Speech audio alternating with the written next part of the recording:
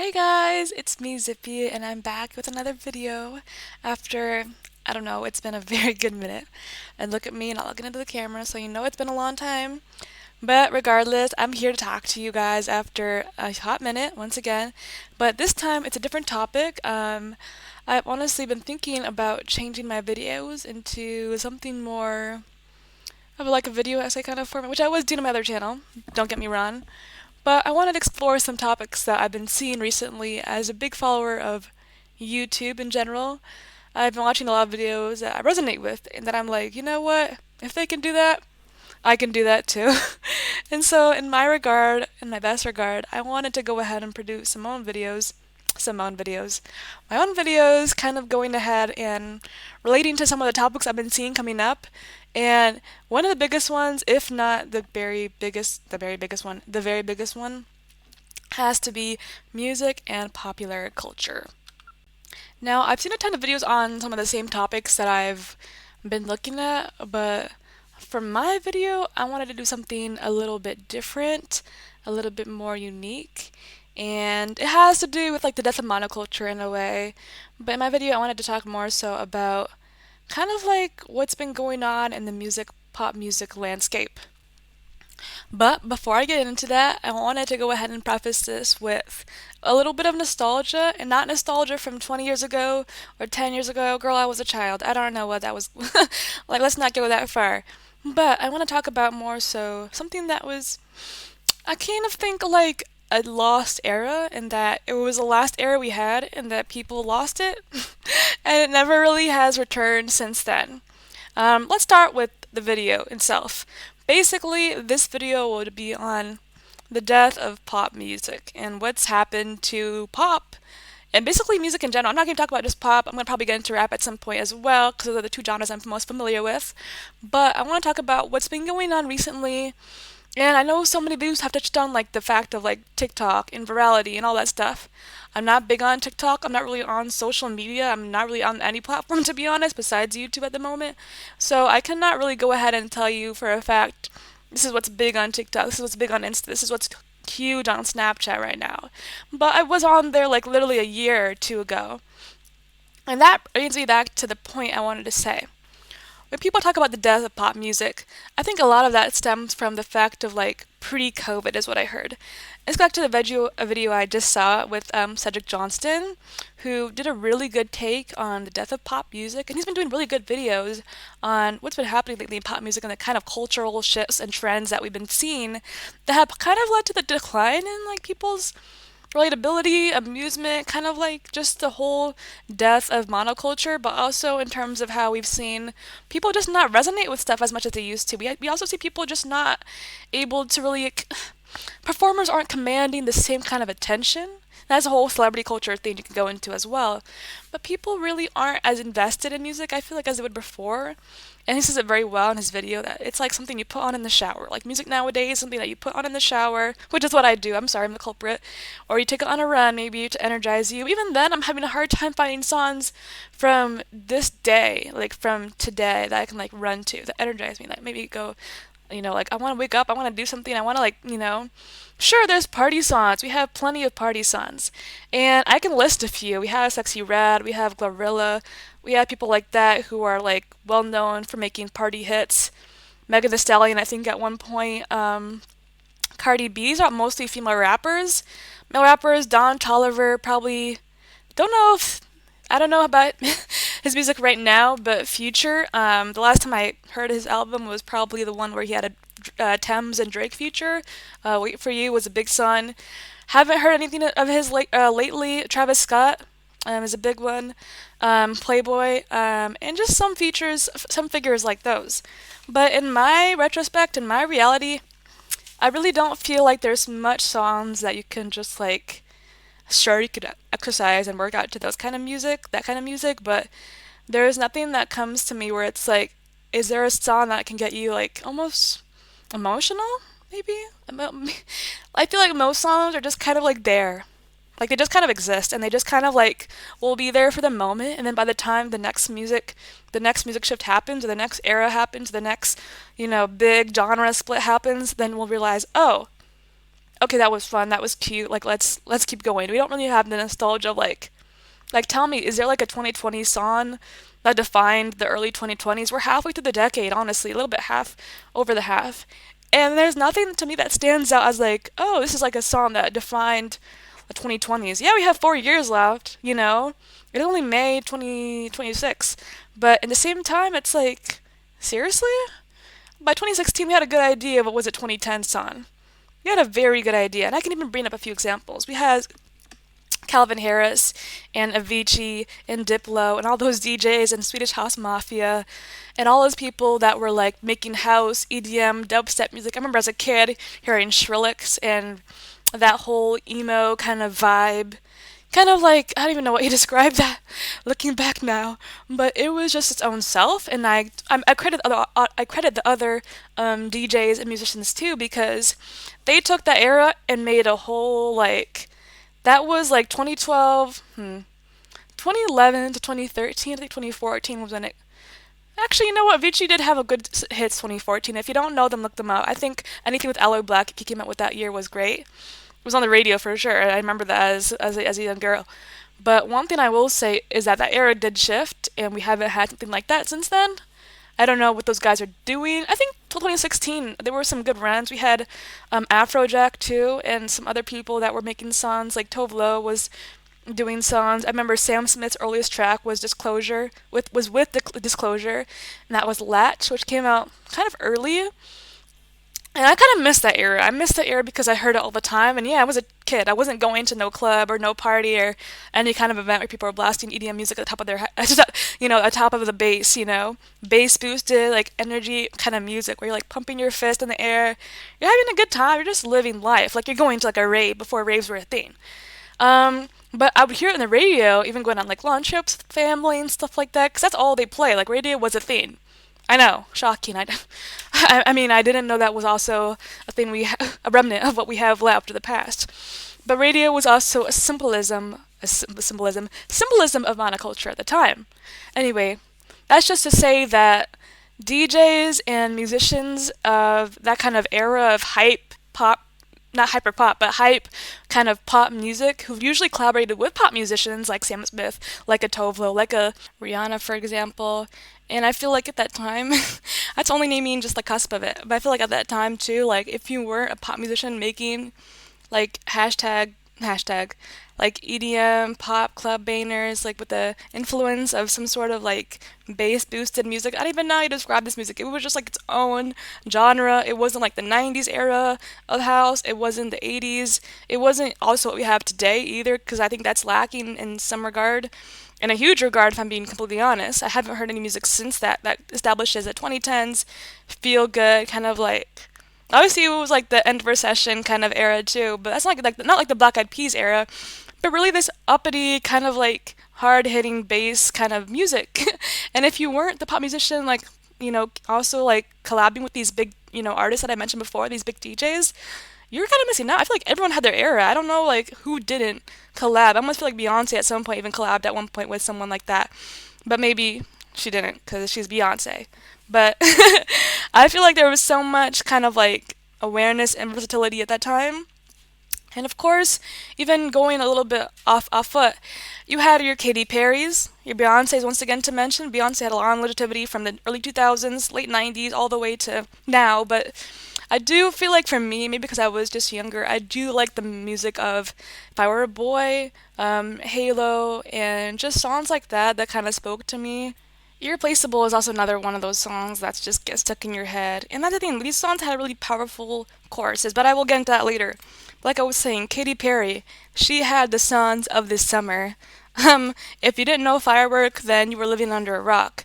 There were some big songs that came out of her discography that we don't talk about as much anymore because I think we all know them and we all heard them over and over. Part of Me was a good song as well. There was Teenage Dream. There were just so many songs from like 2010, 2009 almost, because she did have that one.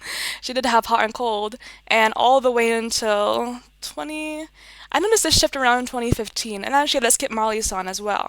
That's when things kind of went downhill, and I'm not saying that but I hear the critics say that. And also, I feel like the last album just too wasn't giving.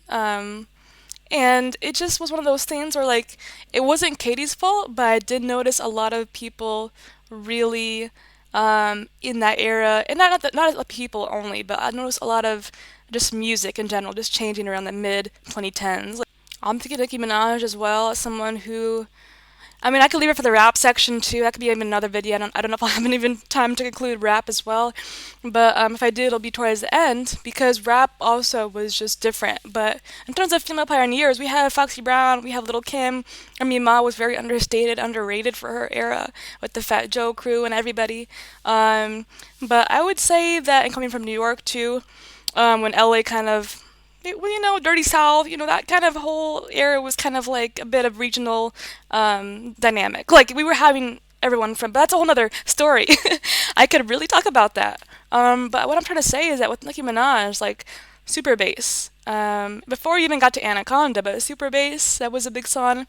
One of my favorites was the one she did with Red One, and that was, I mean, Starships. And that, I wanted to pause there because I was like, Red One kind of produced mad hits for a minute, and then he dipped, I guess. Red One, if you didn't hear the ad lib Red One before a song, then you weren't listening to music in the 2010s. You just weren't. No, because he worked with Lady Gaga for her first album, if I'm pretty sure, either The Fame or The Fame Monster. But there were so many good songs, and I'm going into a circle here because Lady Gaga had her hits as well. I can't even begin to name them. And then she's one of the few people that I can name that still has longevity up to date. She's made a lot of different moves, career moves. She went to acting, she did House of Gucci, she did, of course, A Star is Born, which is like one of those old Hollywood tales that you have to tell about, music and romance and love. And it kind of had that Oscar bait in a way. I don't blame the girl. But no, I did. I would really just go to say that she's reinvented herself and continue to do so while also remaining true to herself, which is kind of like hard to do in this era, especially with virality being a big thing, with social media clicks and views and likes being a huge factor in almost really anything and everything nowadays. That also to say that let's give the men some credit too. For every Katie, for every Nikki, for every also Ariana too. She did pop out a little bit later, but 2014 Ariana, 2013 Yours Truly, My Everything, like that. I still got those hits. Bang Bang with Jessie J. Jessie J. Some British singers that were kind of like not really notably talked about up today. Ellie Goulding with Burn and Lights. Hello, that song was everywhere. I heard it on the gas station one time pumping, I wasn't pumping gas because I was a child once again, but I just remember these songs collectively in my brain during the summer, especially the summer of like 2012, 2013. Unescapable. 2014, we got a little bit older, we were in middle school, but we still heard these songs day to day. Actually, we heard them probably more so because we were a little bit older. Once you get to like middle school, high school, but by high school for me at least, things were changing. And I want to say for me, I'll get into it later, but middle school, going into high school was when rap took over. People will say that rap is a genre that experienced a crazy amount of indescribable growth in like 2017, 2016. And I will touch on that. But I wanted to say that there needs to be a lot of, command given to producers as well. Producers like Red One, producers that have changed the genre, even for that little blip in time that we had, because I feel like they influenced a lot of people. We didn't have Quincy Jones, we didn't have Barry Gordy. Respect to those two. Respect to people like that. We didn't have like a Mark Ronson figure until Bruno Mars, came up. But there were some really amazing producers back then that nobody really heard of and nobody really talks about anymore, which is kind of disappointing and defeating, honestly, because producers do a bulk of the work, and then the musician obviously adds on their artistry as well and their craft and creativity. So you need both, the best of both worlds, in the words of Miley Cyrus of Hannah Montana. But going into Mark Ronson, and as you know me, Amy Winehouse is someone I absolutely love and adore. If you look at my other videos from 5 years ago, it's Amy Winehouse videos. Singing along to them. But I wanted to say, because I was going to say it before, male singers were also thriving back then, I think more than they are now. Bruno Mars comes to mind. Before Uptown Funk, they were the Bruno Mars and B.O.B. songs, Hello, Beautiful Girls, All Over the World, What's Up? But also, there were just some really good songs from people like him. Remember, Unorthodox Jukebox was a album that I think everybody loved and adored. I certainly had that with me from the library rental for sure. Put it in the car. Back when cars had DVDs, guys. Sorry. CDs. Well, they had both, actually. I mean, don't blame a girl being born in the 2000s, but they had both. And now that's non-existent. I don't see a Tesla with no DVD or CD in it or disk space for anything outside of just, that big giant screen. Anyway, we'll see what happens in a couple, 20 years or so. What will happen? Maybe that screen will get smaller. But it's just to say that Sam Smith is another one I remember coming across, and that's different than Bruno Mars for sure. But Sam Smith, I mean, I watched a video on him today, actually yesterday night, and I was like, you know what? I missed the 2014 haircut, first of all. I missed that style. But kudos to him and his, I don't know, like, the people around him for just going ahead in that era and just writing some really emotionally, depth, songs full of depth and just like heart and vulnerability is kind of the word that's coming to mind with me. Vulnerable songs. And there's so many Sam Smith songs that are good. Oh my gosh, I can't name them all. But the album of the Lonely Hour is an album that, if you haven't checked it out already, oh my goodness, where have you been? Where are you summer 2014? Because that was a big one. He won almost a lot of, like, 4 Grammys, I think, the next year. 2015 Grammys. My personal favorite is I Know I'm Not the Only One, also Writings on the Wall, and Next to Me. I think actually Next to Me is one of my favorites.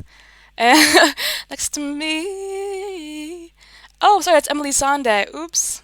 Anyway, no, it's giving the same kind of vibe though, because there was a Sam Smith song, and I gotta find it that sounds near identical to that song.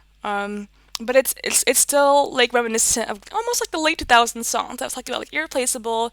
Um, what's her name? Leona Lewis, if I can talk today, had another song that was very similar to that. Two songs that I was really enamored with. I feel like Sam Smith. I know I mixed up the songs right there, but I think Sam Smith brought up like that kind of era of like late 2000s, emotionally vulnerable. Mostly songs by sung by women, but for him being a guy singing these songs, it brought even more like depth to it because it's like he can hit those notes, I guess, more deeper, and it's really down there, but say with the same breathtaking, you want to cry a little bit. That's why he was choosing to write a James Bond Inspector song.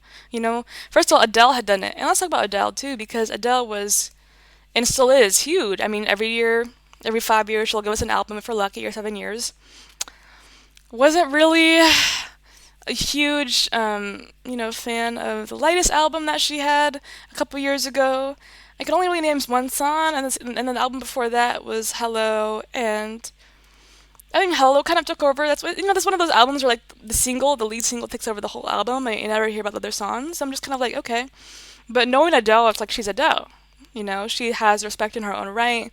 She has accolades and the Grammys to prove it. I don't really personally believe that you need Grammys and Oscars and Emmys and Olympic medals to see that, oh, you're the greatest of all time. I'm like, you can be respected by your peers and by other people in your craft. But I do certainly think that there was a part to play where, I mean, that she deserved it, like all of it, because um, she just really came from someone, I mean, from the Brit School, I think it was, same school as Amy Winehouse and many others.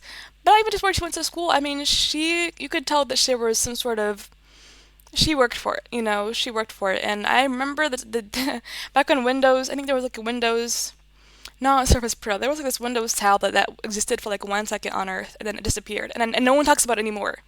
Just like the Google Glasses, no one mentions it anymore. I'm like, was that a Mandela effect, y'all? Or was I dreaming back in the day as a kid? I don't. I had it in my hands, dude. That's just crazy. And I remember Lloyd in the Deep, Someone Like You, all those songs. Set Fire to the Rain is another one. My favorite was Someone Like You. I mean, that song, the video, every time I'm just like tearing up. But that's just to say that, I mean, I'm listening to all these artists and songs. I'm just thinking about, like, what do we have today that kind of shows, like, what in 15 years, even 5 or 10 years, are people going to look at people like, the age of, like, Gen Alpha? What will they look at and be like, oh, that was a song that really, made my childhood. That's a song I heard my mom used to play, on Sundays as we cleaned the house. That's the song I used to hear on the playground or in my latest, game for, like, soccer or whatever. Soccer moms. As a game, I used to hear the track or at the court, playing basketball with friends. That's a song I used to hear on my way to school, in the car. I used to hear it on the house, like I said before. So it's like, first of all, songs aren't being played as much, like just out of the blue. I feel like everyone's kind of, with their headsets, not on this big one like this, but with their like little earbuds, which I don't fault them because I have it too. But it's really stressing the monoculture environment we live in right now and that we're currently involved in. And that's kind of, I'm not gonna lie, it's kind of depressing because there's not like one unifying, I think Cedric mentioned in his video, there's not like one unifying like song or cultural moment we can all relate to and be like, oh yeah, that was an era, that was kind of like an amazing time to just kind of be a kid or a young adult or a high schooler or a college student or whatever. I mean, even in college, the songs I've heard have been mainly just like, I mean, I don't know. They haven't been like stuff that I'll take to the grave and be like, yeah, that was a great song. I remember my college days and that was a great. Besides the songs you hear at events and parties and stuff like that, there is nothing that's like soulful, in depth maybe, that resonates with you like years later. I don't think of any song that was just like, oh yeah. I would say like the last time we had a really, really decent collection of songs was like maybe I think this is COVID, pre-COVID was I remember Senorita by Camila Cabello was played everywhere on the radio. It was a good song. Young Thug's vocals on it too were also a good addition. He's a rapper. I think he was a good feature to have on that song. If you didn't know Young Thug was a rapper, I mean some people might not know. Um, but I still feel like Levitating with well, formerly the baby, but now just Dua Lipa was also a good song as well. I mean, I heard it all the time. And then The Weeknd and Blinding Lights and songs like that. And then I love The Weeknd and Ariana Grande whenever they're together. I love their music, and I love the song they had that year as well. I think it was that year, like maybe a year after. But like there were some pre-COVID, maybe like early COVID songs that kind of popped out, and then after that, monoculture kind of set in, and that's what Cedric kind of alluded to in his video. And I agree, but I will say for me at least, 2024 was like the point where I noticed, maybe because I was outside more and I was really engaged with my peers, and I was just really feeling the summer, and I was really feeling the vibes. But summer 2024, 2 years ago, was the last time I recall ever really feeling as though like this is monumental. This actually matters. Espresso, Sabrina Carpenter. People will say that they love or hate that song, but I think more people love the song than hate it. So people who hate the song probably find it more repetitive because it was played a lot that year and that summer, especially.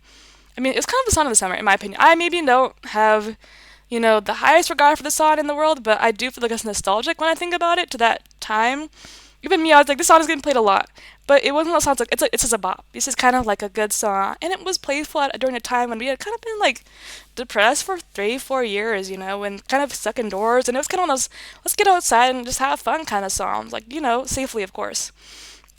And then of course we had oh my goodness, we had so many good songs, but I remember Shabuzi. I had some roommates who really enjoyed country music, and Shabuzi, Tipsy, the bar song. I mean, I knew the Jay Quan song before this ever, and people didn't know that song. I was like, wow, okay. But I never thought that sample or interpolation would be used for a country song. Years later, almost, it was that 20 years almost. Maybe not that long, but it was an early 2000s song, so I was surprised they had that sampled or interpolated. I'm sorry, whatever it may be. It was addictive to people. Also, once again, started to love or hate the music, the song, but I found it very catchy, and I found it something that I line danced to it one time. So at a country barn fair. I'm not really sure where I was at the time. Some sort of country barn, like where you line dance at. That was fun though. It made me want to line dance again. Let me just say that, even though I didn't know what I was doing on the dance floor. And then the last song I will say, I mean, we had Benson Boone. That was an era, but Charlie XCX and her Brat Summer was big. Never been a huge, like, I never really knew much about Charlie XCX besides her 2014 Boom Clap era, but I know she's been making music since then and has released a new song too, by the way, just like, I think a week ago.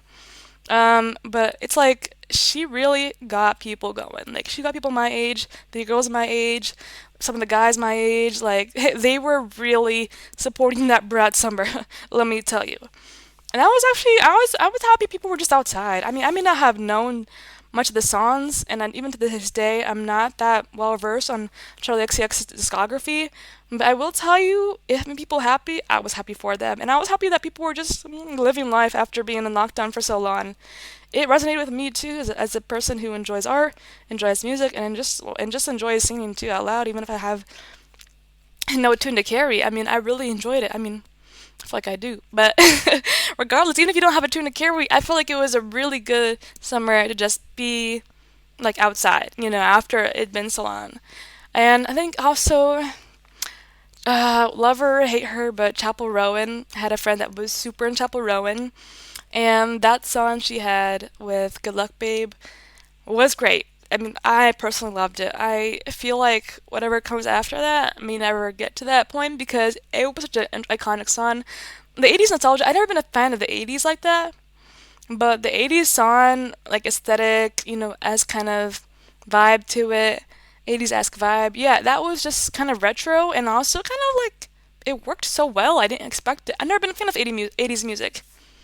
Besides like Michael Jackson and Madonna, I never listened to too much of Prince discography either, and those are people like mighty titans of the 80s, like that's like the trifecta of the 80s. But I never really listened to too much of the 80s music just because I heard it obviously a lot, but I don't choose to listen it to my own. 90s is my thing. 90s and early 2000s, but most are 90s. Celine, Whitney, and Mariah is my go-to when I feel like I'm in my feels. But of course, the 90s are so all encompassing. I feel like they have more going on in that era. You went from like Boys to Men and New Edition all the way to like Britney Spears, the Backstreet Boys, and Sync in the same decade. Let's talk about it. Like, I'm not gonna talk about it now, but like that can be a whole video on how we got there. I've never seen a decade that versatile. 2000s hasn't come that close to it. I mean, it's come close, but not that close to like the 90s versatility of like end of decade, start of decade, like two different worlds. Even just in terms of the dynamic of the world at the time, and the same with just also like the 2010s as well, and 2020s. We'll see what happens, but all in all, it's just very interesting to me how things have been shaping up and going. Now, in order to keep my video a little bit shorter than an hour, in about 30, 45 minutes, it's not gonna be 30, but it's gonna be a little bit shorter than I usually go for, which is like an hour plus, girl.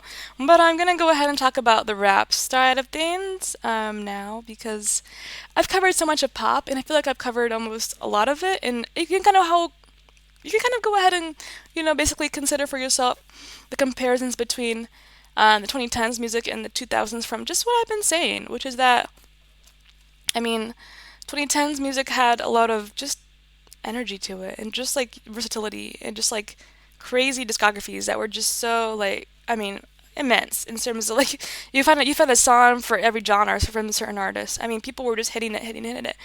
And I mentioned 2024 before because that was the last year to me when people seemed to really come together and acknowledge. I mean, Tinashe's song too, "Nasty," was a big song. I remember that being huge. And then the next year we had Huntrix, Golden, and that was pretty much it. There was not much songs. So 23, I don't remember much pop music either being released besides the Pink Panthers Ice Spice song. There was some, drill influences in that era, but it didn't last that long. So it does leave wonder to wonder what happened. What was like their 1 year in between these two like chaotic years, if you can call it chaotic, 2025, the past year, I don't know.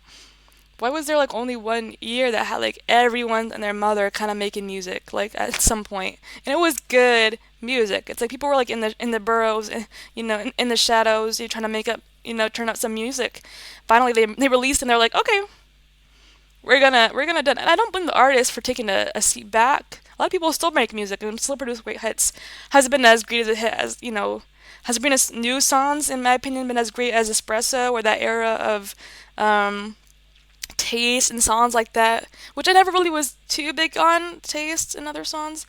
The one she has Barry Keogh in the videos. Well, I wasn't really that big, and that was the same year, mind you. But Espresso and album was actually pretty good. But Espresso and kind of like those singles were just like dynamic.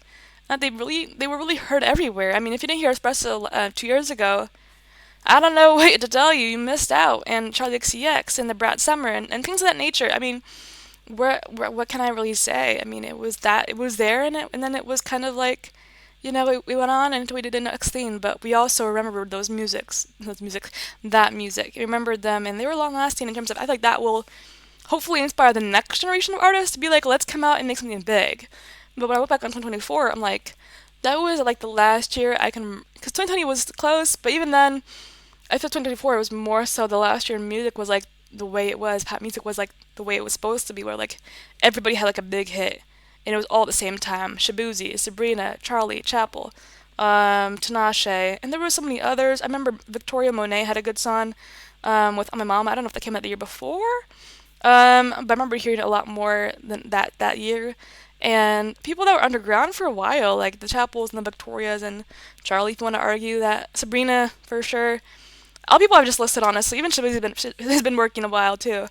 The people, if you look into their really like their history, they've been working a minute. Like they've actually been putting food on the table for a while now, and it finally reaped the rewards. And so I respect that, and I think there's obviously more to come out of these artists in the future as well. But I feel like in the end, like we just have to wait and see what happens, you know? So, on a quick note, I want to end this video and touch upon rap music real quick because I know this will be something that I could do a future video on, but I want to talk about it now because we're already talking about it in music and everything right now and the shapes, the shift of music in the past decade. But one thing I've really noticed, people have complained a lot about how rap music, rap fans, for example, have been complained a lot about how rap music has just, I mean, I don't know, like it's fallen off, it's not the same, and not because it's like critically bad, but because it's literally like not on the charts anymore.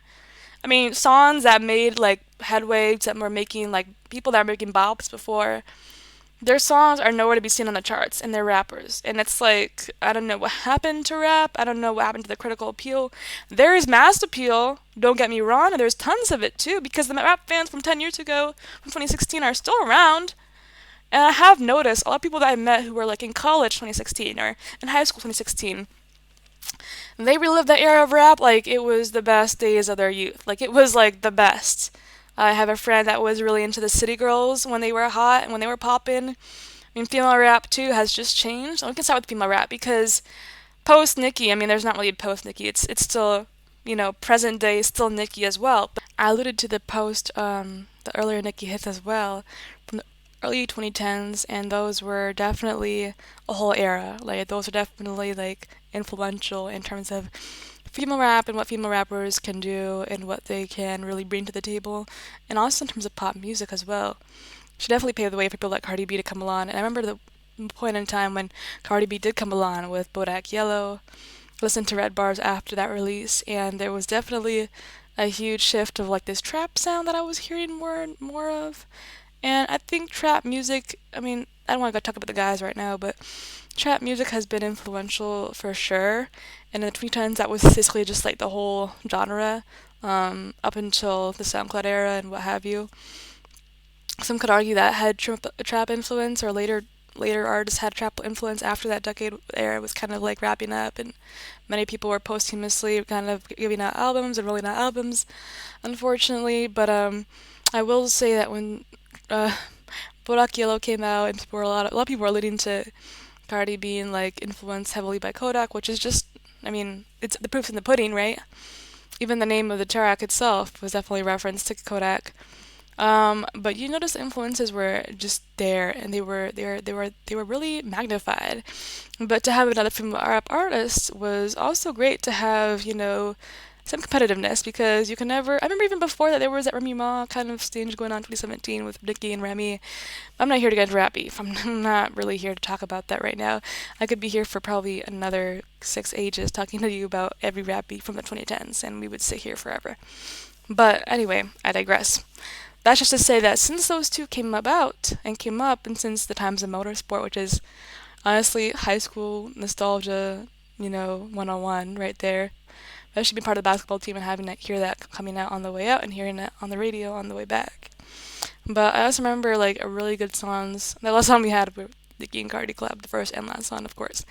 But also we had a lot of new rappers I remember emerging. The City Girls, I wasn't too put on to them with JT and Miami, but I remember hearing more about Doja Cat and Saweetie and artists such as those who came about like post-pandemic. I mean, they were there pre-pandemic. Doja Cat had Moo, Saweetie had Icy, I think it was, and those were some songs that put them on the map a bit.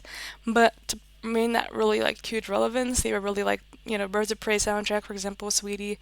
I heard her again, Doja Cat with the Say So song, and with the whole Hot Pink album, Planet Her. I played that during the completely. I fried that complete album during the pandemic on my playlist, and I say like playlist with the phone like that, but the phone's really just like that.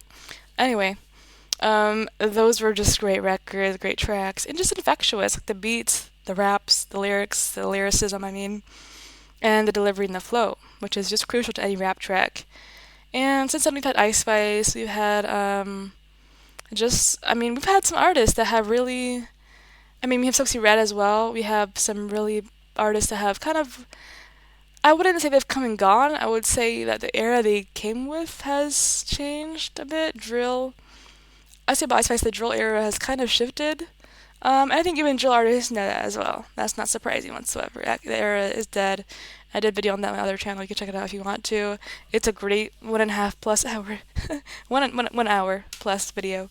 But it was really in depth. I did a lot of research for it, and also I really enjoyed just. I mean, I didn't really do any research. I would say I more so knew all this being a drill had um, manifest, but I really enjoyed just talking about it as well. So check that out if you can. But I will say that people like Sexy Red, artists like that, I wouldn't say that they are really. I mean, they're not gonna go anytime soon, but I would say that they have pigeonholed themselves into like the boat of like what they want to do, and they're okay with it. And I don't blame the girls. I don't blame someone for knowing what you want, figuring out your little spot, and then staying there if you feel like it. Some people can stretch beyond that. Others kind of are still making bank, still making money, and still having views and trends, and we'll see how long that takes them into the future. But I'm not complaining if someone's doing what they want to do. I mean, I'm not going to be the last person to stop. I'm gonna be the last person to stop them. But I'm just trying to think of other artists. Lotto and Glorilla and Megan are probably the biggest three that have emerged. I haven't seen anybody else. I feel like those are the biggest three that have emerged. We've had Scarlett, we've had another New York rapper, we've had Kanye Diamond, but those had never hit so big. I know Scarlett had a song with Enli Chapa Blick. That was a big song for me. I loved that song. I also loved Ice Spice and Sexy Red songs too. Don't get me wrong, I had a lot of those songs that were going off. And then I also had friends that were super into the songs too, so we were just vibing together.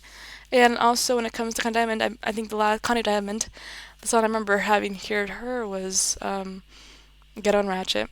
The title alone makes me ponder. But no, it was just interesting because there are so many versions of that song. That's why I'm just like, wow. Um, so many different features. But I want to go back in 2010s and say like the features were the crux of it, the meat and potatoes.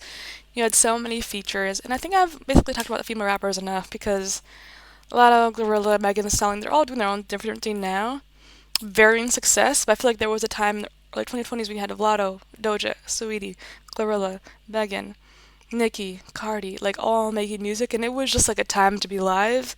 And that era is, I would say, is ending. Is definitely decaying, and there's different. I'm not gonna say who's who and who's not, but I want to say there's varying levels of success right now, and to have it where everybody was kind of doing their own thing and doing it at the highest potential. Even Ice Spice was in that mix for a minute too. But even earlier before she came about on board, I would say they were really just they were really well in success, and that was really a high peak. Even the City Girls weren't doing too bad in the late 2010s. Sorry, late 2010s, late 2020s. I mean, I remember when I was introduced to City Girls, it was just only in Miami singing the verses. There was no JT because of her being, I mean, I guess in jail. So I don't recall her. It was like white collar crime, by the way, but I don't know if that sounds any better. But I did see her perform at my school, and that was epic. That was fun to see the energy come back, to see the spirit come back. Yes, it was half the City Girls. Yes, I didn't know them too well, but I did know their songs, and that was really what mattered. I didn't know them, of course, when they were hot and popping, but that was great to see her kind of relive that moment again. And I will say too that talking to guys, because I'm going out now to the guy section. Guy rappers have just existed obviously first in the 70s, since the late 70s, early 80s, with so many people like, I don't know, I'm the Prince of Bel Air, but Dougie Fresh and whatever you have. And I mean, I would just go on to say that it's changing, and it's not. I don't know what my opinion on that really is because I was just thinking to myself, if there was an era in which you brought out all the rappers that were popular and popping in 2010, sorry, 2016, 2017, I remember these rappers distinctly well because of the Double XL freshman list, which I got into later on after this had gone on. 2016, 2017, yeah. 2016, 2017, and 2018, best list by far. 2019, I don't remember. Yeah, 2019 was actually pretty good. You had the baby and Megan and Roddy Rich was there, I think. You had some people that were a little bit forgettable. 2018, if I'm not wrong, you had X, you had, wow, you had that guy, I forgot his name, how to pronounce it, but Amari, I think it was. Obviously, you had Playboy, you had really big artists. Another one was a Boogie. And then 2017, I think 2017 or 2016, there was a huge list. People were I mean, from the same year, 2016, 2017. But it was just iconic, as you know. You had Lil Dicky, and I'm just kidding. Um, you had so many good artists. Kodak, I think, was featured. G Herbo was featured very late on. I think that was the same list I'm thinking of. Obviously, you had, I think, Designer as well. And these are artists that maybe they're not doing great numbers right now, but the artists I'm thinking of will come to mind as I talk in the video. Um, but no, there were some really amazing, okay, SoundCloud era artists. And when I say SoundCloud era, I think of Juice WRLD, I think of Little Peep, I think of X, I think of course, I mean, not Davies, sorry, the other guy. The other guy, yeah. I saw his name the other day, but it was like a screaming rap song. Denzel Curry, yes, and also he's underrated, like so underrated, by the way. And I don't want to say like screaming rap as if that's like a backhanded compliment, but no, like it was just like actually like it was an era that you couldn't revive today, unfortunately, because I really don't know. I mean, there's so many fans of that era that still are around today. And if we, that's I meant the whole concert thing, like my JT concert experience. If there was a concert where all these guys came together, and they're still performing, like Little Uzi and them, of course, I forgot to mention him. They're still performing. But if there was a concert where all these heads came out to watch all these double XL freshman list covers from that little period of 2016, 2018 come out and then perform, basically before 2020. Just everyone know before 2020, from that era of like 2016 to like 2020, perform SoundCloud era and a little bit past, or just even SoundCloud era alone, because most of them aren't really around, unfortunately. Juice, Peep, and X are unfortunately not with us anymore. Pop Smoke also was supposed to be on the 2020 freshman list. He's not around. He's not SoundCloud era, obviously, but as influential, Pop Smoke, of course. If we had that kind of crowd for people like that, for artists like that, it would sell out. Ticketmaster would be probably like absolutely. They make so much bank, it'd be like, actually laughable. They'd be sitting on a cash cow. Plus, the website would probably be broken because people would want to be going so hard to that concert. And I'm seeing a shift now with rap in terms of the fact that gone are the days of like Future and Jay and Ye and all those people. Gone are the days of just artists like even your Big Sean's, your Ty Dolla Signs, your I mean, there were so many our Juicy J's. Because I remember there was always a time, like with Fifth Harmony and stuff like that, there was always, oh, Kitty Inc., right? There was always a feature on a pop song in the 2010s. That was like mandatory. There was like, I remember Wiz Khalifa being on Payphone with Maroon 5. There was always like a random, like, rap feature intertwined with a pop song, and I cannot, for the good of me, remember why. But it always hit. It always slapped. Honestly, that was like the best part of the song to me. Nicki Minaj on Justin Bieber's Body Rock. I wanna see your body rock. I don't know. That song where he celebrates the end of 2012. I don't remember the name. I mean, oh, Beauty and the Beat. That was great. Great name, by the way, for a song. But I mean, there was like, basically Nicki's whole discography from like 2010 to 2012. No, I'm just kidding. She had her own features, her own solos that were just epic too. I mean, if not better than her features. I mean, that's a debate to have. Features or solos? Mm-mm-mm. Features always slapped though. But let's talk about it later. I was just say that I feel like country really is replacing rap. I look at the charts today, and there's an artist named Ella Langley who's now on Billboard's Hot 100, like I mean like hot like number one spot and also number two spot. I've never heard of her. Not to say anything, bad about her because I have nothing to say about her. I don't know her music or her at all. But I'm just surprised because back in the Hot 100, you look at an artist, you see the number one spot or number two, heck, number five. Well, the only artist I recognized from the list was Olivia Dean and Olivia Rodrigo's. The Olivias. The two Olivias, because they've won Grammys and they've made accolades and they've. I mean, those people I've kind of known. Olivia Dean more recently. Olivia Rodrigo since she was, on Disney Channel with the Bizarre Bar Classical Musical, the cast. I mean, the musical, the movie, whatever it's called, the show.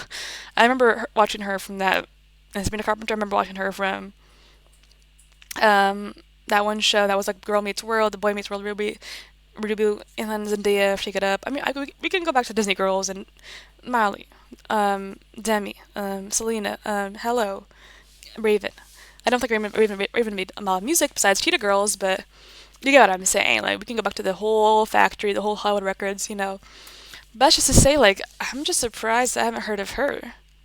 I've heard of so many people and so many artists and so many. I feel like Billboard Hot 100 like has lost the meaning because now I just don't know who. Not because it's like, oh, well, I don't know who it is, so it doesn't matter. Billboard is null and is void.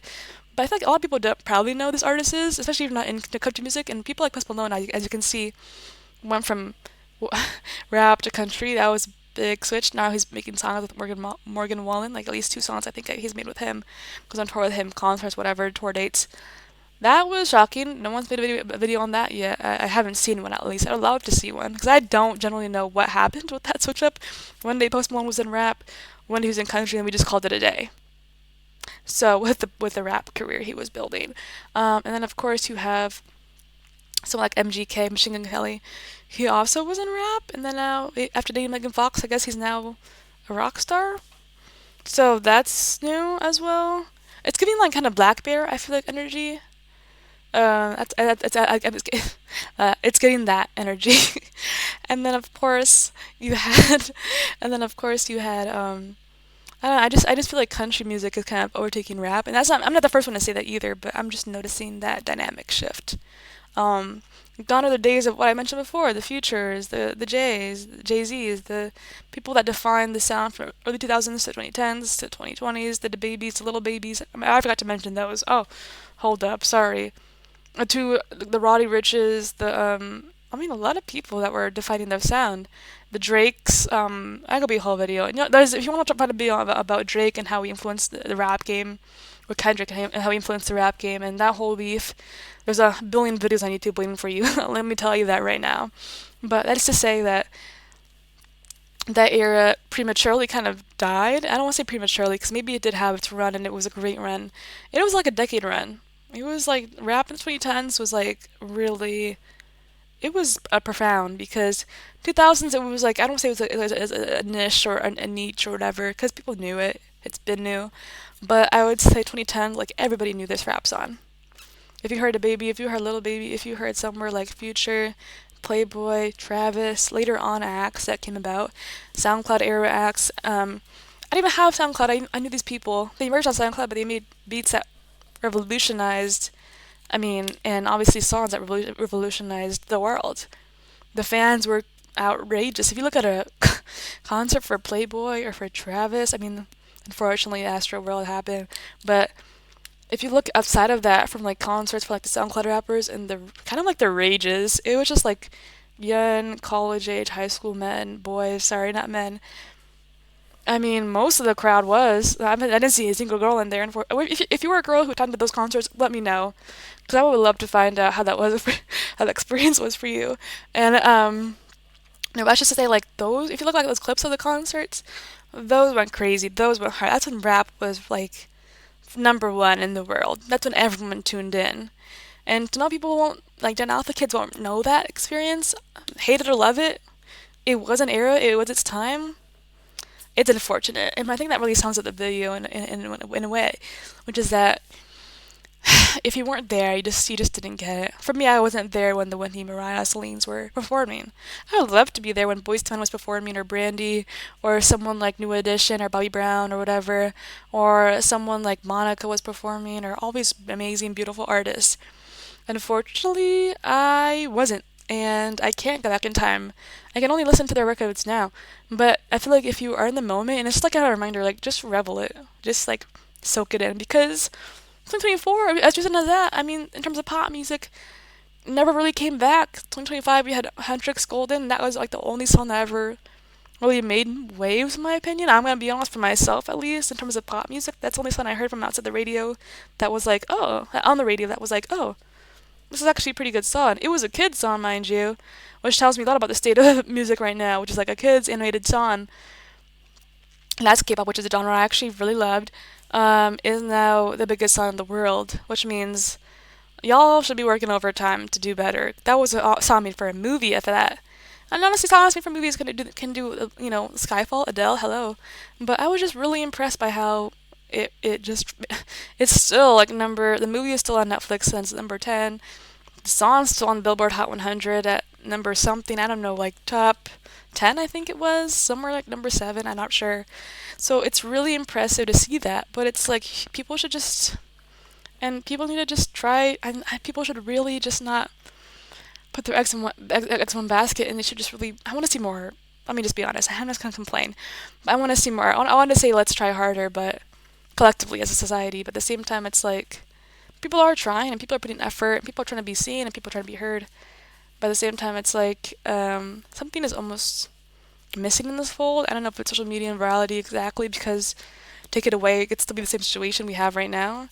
But and artists are coming and going. It's like there's no tomorrow. Like the people that are blowing up can be gone tomorrow like that. And so it's just kind of defeating in a way to know that the music industry has become. But at the same time, it's like there can be hope or purpose that hopefully things change. And I say hopefully because I'm also not sure. I'm not positive. I'm not like super guaranteed that things will change forever. But I do know that there's possibility that can get better. And 2030, which is 4 years away, I'm not getting into that. 4.5 years away, right? 2030 will be in its own music era. We'll look back on this era being like, we'll have our thoughts.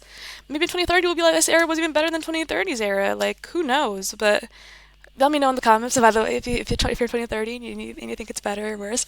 No, I'm just kidding. I think there's a possibility for things to improve, but something needs to change. In whether it be the more looking for quick success, sound bites, snippets, that kind of thing, which has been credited before, that needs to kind of go and go out the window. The chorus that you only hear, the no bridge, the lack of depth and emotional versatility, as is explained earlier, is also missing. It's also lacking. And with rap, I don't really know what's missing with rap. I love Don Toliver. I remember 2024, I had a really good run listening to Don Toliver because I had a friend that was blasting his music nonstop in the car, everywhere. That's all I listened to was Don Toliver, no one else. And so I heard so many good songs. If I listen to them all, I'm gonna be listening to Don Toliver as soon as I got the video, but which is not a bad thing. But I just love. In fact, I also made Kali Uchis just like great because I love both of them too. I didn't know sub couples could be like that great. But I digress. No, I'm just kidding. I just feel like there needs to be more said for the fact that art continues to survive, strive, and thrive, and we just need to make sure we also congratulate people who are making it happen as well. And hopefully with pop music and hopefully with rap, there can be a continuation in people getting better. I don't know where this country thing came from. Not country thing, like to say it's just country music, whatever. Country music has been like Dolly Parton. We've had Kenny Rogers. We've had amazing musicians. Those musicians I know I actually love and adore, and your Faith Hills, people like that. So it's not to say uh, Brad Paisley, Tim McGraw's. I mean, there's amazing artists too. Then in country, but this isn't like a country video. It's a pop and rap video, and this course on that. So I really feel like just to end the video off, we need to really examine what's gone wrong within the pop and rap landscape. With rap, I'm just never understanding what exactly happened where the charts don't really depict the actual metrics of what's rap doing and the numbers are doing. The streams are high, I'll tell you that. I feel like the streams are high. When I go on YouTube Music, 'cause I don't have Spotify, I'm too broke, just kidding. But when I go on YouTube Music, I feel like the streams are high for people like The Baby, people like maybe a Little Baby, and people like, hey, even, I mean, we made a whole comeback with literally Fetty Wap came back the other day and he made a whole new album. I was like, wow, this is.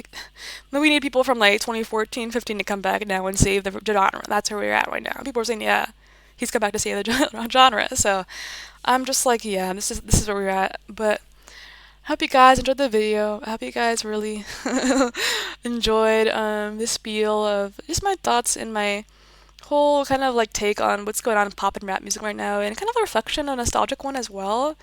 If you need to go back to the video and earlier on and see kind of the comparison between the two, feel free to do that. But I really feel like 2010s and 2000s was a different era. 2010, sorry, and 2020s was a different era.